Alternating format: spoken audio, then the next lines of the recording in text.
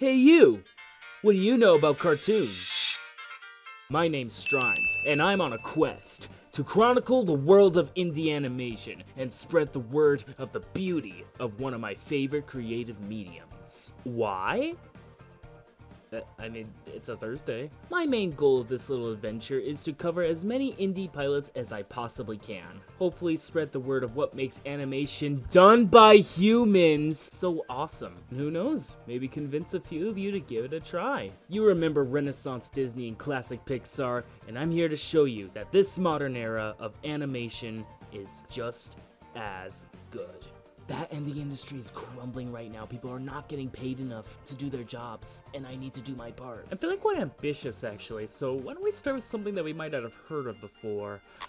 How about this one? If you're one of the 300 million plus people who haven't seen this, you're missing out. But I gotta keep this brief somewhat, because there's so many people who have watched this, so...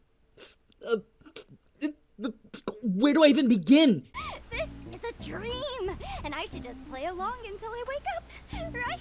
Chat, how do we tell her? Glitch Productions' flagship series, The Amazing Digital Circus, is an absolute amazing achievement in the indie animation industry. It is one of a kind.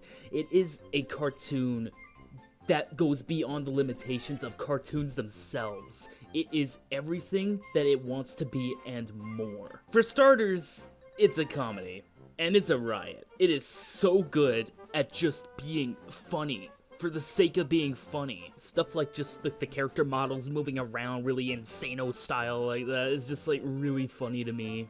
Just somehow, like, it really reminds me of something. I can't really pinpoint what it is yet, but... Oh yeah, these guys! They made the funny Mario videos that I used to watch as a kid! They had the same level of humor and, in some ways, weird charm to them. Could it be because the same people who made that kind of content back in the day are involved with this production? Small world, it sure is!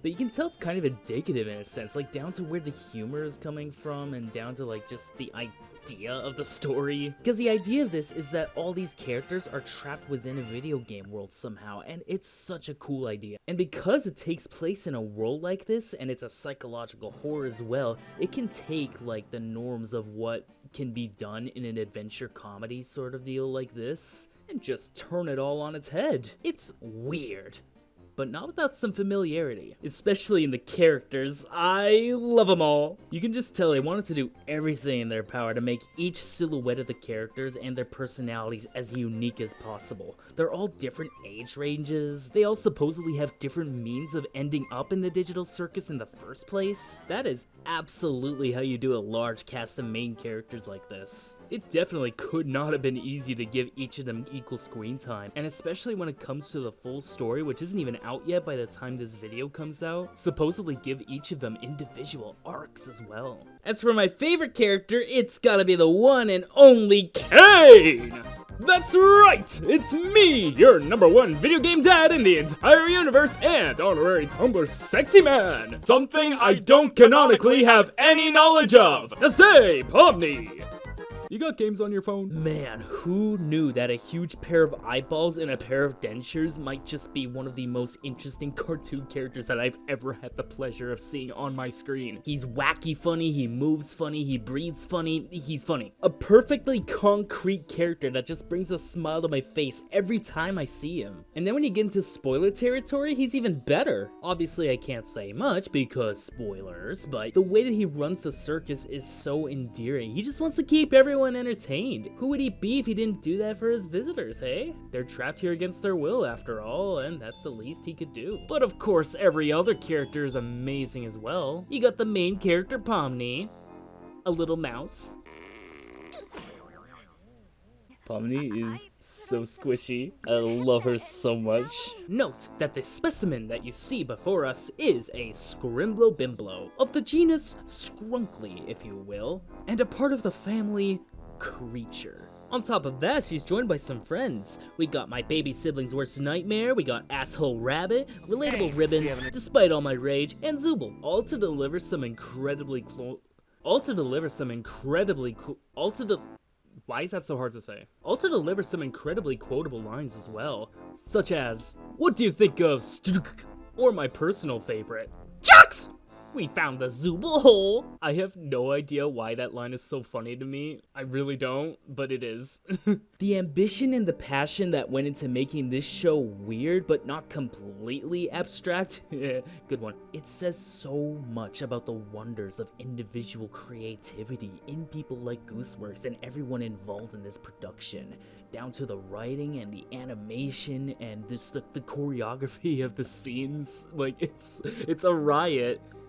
But it's also not afraid to take itself seriously when it needs to. It's just the perfect mix. And that's why I know that this show and Glitch Productions will forever remain a huge part of indie animation. And just animation in general. If we're focusing on merging indie animation with just general animation, the greats of animation, if you will, like Disney, Pixar, DreamWorks, this is gonna be talked about. This is not only gonna be among the greats of several web series on the internet that have made it big over the course of YouTube's life, but it could potentially and has probably already surpassed that. And that's just the pilot. None of this is to apply pressure, by the way. I know that Gooseworks is one person, and I know that Glitch Productions is a team of a relatively small amount of people for an animation company, but I know that the heart, the passion, the drive to explore new forms of creativity in a new generation of human beings that are all over the place, that other executives around the world are just not willing to seek. It really is gonna carry them far. You probably don't need me to tell you any of this, but I think that just really says a lot about the future and what we believe in. And just what the animation industry needs to be. Creative and fun. Just like this. Just like entertainment should be. Not just AI-generated slop or what corporate executives think we want, but what the actual creative people making the show want it to be. That's what the amazing digital circus proves. That and the moon is apparently horny for teeth, like Jesus Christ. Smash or pass, Kane! I wouldn't smash him, but I would smash Jax. Against a wall. But anyway, hey, if you somehow need further proof that the amazing digital circus is indicative of the future of the animation industry, there's a whole second episode for you to check out at your leisure as well. It is equally as good. I was about to say if not even better, but I would say it's on an equal level. It can relate to anybody on the internet. Probably not your grandma. Don't make your grandma watch this. She will not get it. And if you need further proof that Glitch Productions is indicative of the future of the animation industry, then you should definitely check out Murder Drones! Totally not foreshadowing the next episode. Okay, bye!